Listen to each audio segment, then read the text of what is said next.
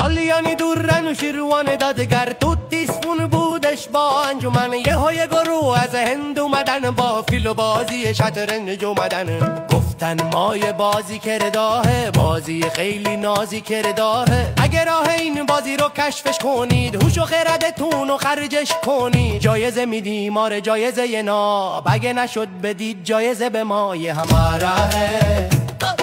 همارا ہے انوشیروان گفت وزیر جانم بزرگ مهر با خرد جانم کشفش کن بازی رو اگه میشه اگر نجنبی اوزاخیت میشه بدو بدو بدو بدو بدو بدو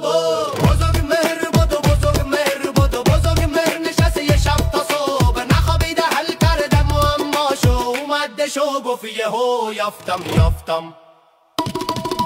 راه و رسم و چم و خم و دریافتم هندیا اومدن بزرگ مرومیز تک تک مهره های شطرنج و چیده هندیا گفتن چجوری آخه چجوری تونستش شل کرتاه کیاره کیاره کیاره کیاره کیاره بزرگ مهر نشسته یه بازی ساخته که یه تخت داشت و دوتا داشت تخت نردم نومش گذاشت تخت نرد کلی مهره داشت بعدش اومد به سمت هن با تخت نرد و با چند ترن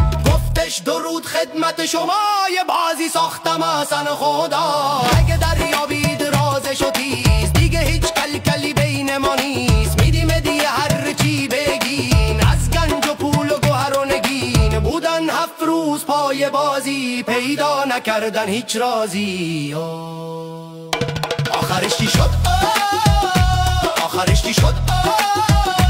آخرش چی شد بازی رو یاد داد به هندیا خیلی خیلی حال داد